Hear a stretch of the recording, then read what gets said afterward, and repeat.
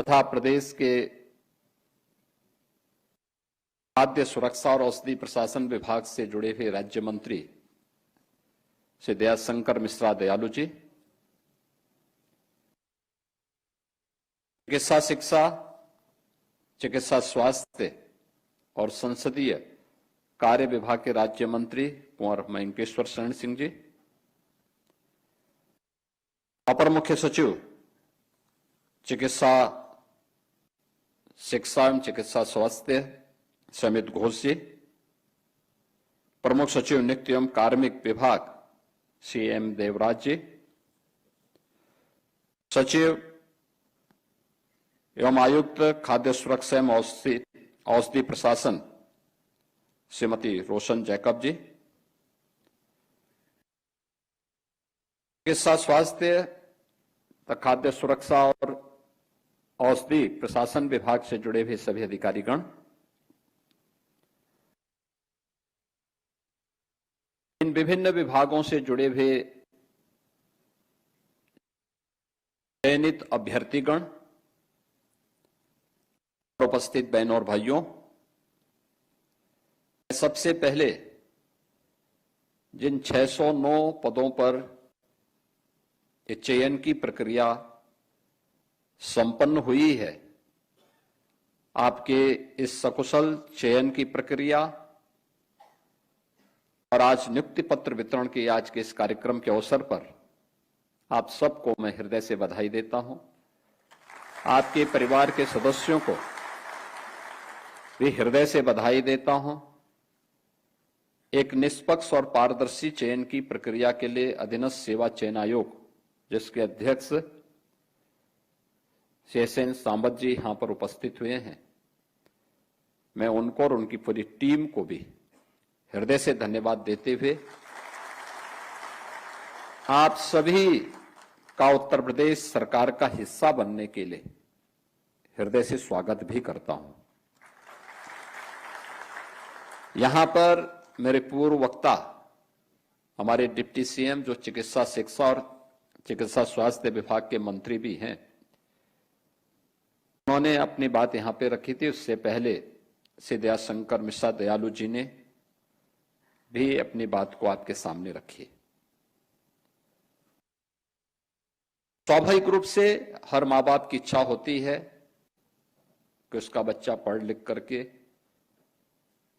एक सुरक्षित भविष्य की दिशा में अग्रसर हो सके। इसके लिए उन्हें अपने स्तर पर अच्छी शिक्षा दिलाने का प्रयास करता है, सही मार्ग दिखाने का प्रयास करता है। लेकिन जब अपेक्षित परिणाम नहीं आते हैं, न केवल वह नौजवान बल्कि उसके मां बाप, उनके नातेदार, रिश्तेदार, इन सब के सपने भी चकनाचूर होते हैं। किसी नौजवान के सपने का चकनाचूर होना ये केवल एक उस यूथ या उस युवा के साथ धोखा नहीं है, बल्कि आने वाली पीढ़ी के भविष्य के साथ भी धोखा होता है और विकास को बाधित करता है। उत्तर प्रदेश जैसा राज्य वैसे ही बीमार नहीं हुआ था, बीमारू राज्य वैसे ही नहीं बना था। इसको इस प्रकार की चयन की प्रक्रिया में भेदभाव करके, बेईमानी और भ्रष्टाचार ने इस राज्य को बीमारू बना दिया था, राजक प्रदेश बना दिया था, गुंडागिर्दी से त्रस्त प्रदेश बना दिया था,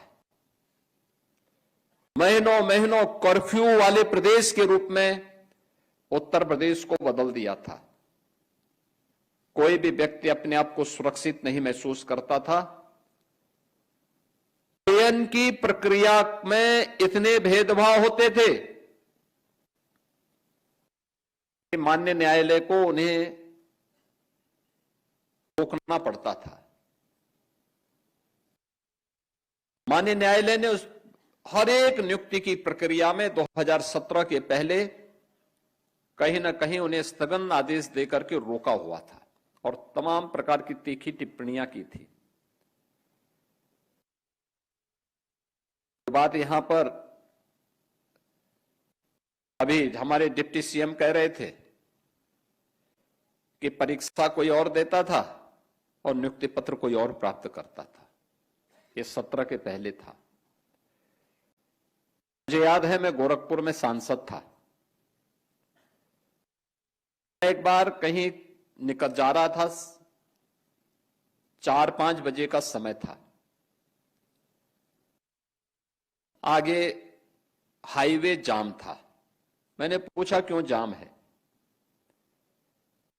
मुझे पुलिस के अधिकारी आए, उन्होंने कहा साहब एक नौजवान ने सुसाइड कर दिया है।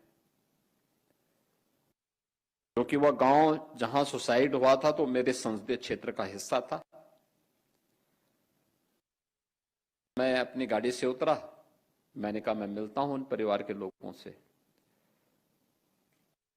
अधिकारियों ने मुझसे कहा कि लोगों में बड़ा आक्रोश है, आप मत जाइए। मैंने कहा भी आक्रोश आज है, मुझे तो आने वाले समय में वोट मांगने जाना ही है, तब भी तो ये आक्रोश होगा। मैंने कहा मैं जाऊंगा।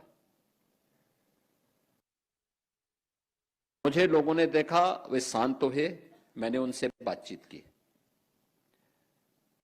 मैं भौचक था देख करके कि मैं उस परिवार से मिला जिस परिवार के नौजवान ने आत्महत्या की थी।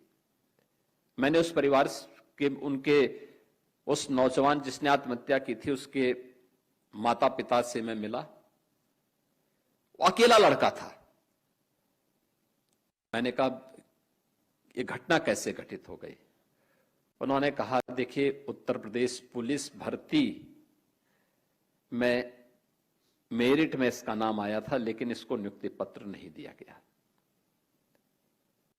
और उसी से डिप्रेशन में आया। उसके बाद इसने सुसाइड कर दिया। उत्तर प्रदेश लोक सेवा आयोग और उत्तर प्रदेश माध्यमिक शिक्षा चयन आयोग की भर्ती की प्रक्रिया के बारे में और उस समय के न्यायालय की टिप्पणी के बारे में हर एक नौजवान उस समय का जानता है कि 9 साल हो गए हैं। 9 साल के बाद तो काफी परिवर्तन हुआ है। आप में से बहुत सारे लोग उस समय नाबालिग रहे होंगे, वो नहीं जानते उस समय के बारे में। यानी जो व्यक्ति एलिजिबल नहीं था वो चेयरमैन हो गया था, जिसकी स्वयं की डिग्री फर्जी थी वो आयोग का चेयरमैन बनकर के सिलेक्शन कर रहा था। इस प्रकार की अराजकता होती थी, पैसे का लेन देन होता था, भर्ती नहीं हो पाती थी। हम लोगों ने देखा है कि 2017 में जब मैं मुख्यमंत्री बना तो मेरे सामने आया, मैंने पूछा भी भर्तियां क्यों नहीं हो रही है। हर एक भर्ती में स्टे था। हमने कहा स्टे का कोई कारण तो होगा। मैंने सबसे पहले उत्तर प्रदेश पुलिस बोर्ड को, भर्ती बोर्ड को बुलवाया, क्योंकि सबसे ज्यादा भर्ती होनी थी वहां। मैंने कहा भी स्टे क्यों है। उन्होंने कहा कोर्ट चाहता है कि भर्ती की प्रक्रिया पारदर्शी हो। तो मैंने कहा आप लोग क्या चाहते हैं। भर्ती की प्रक्रिया पारदर्शी क्यों नहीं होनी चाहिए।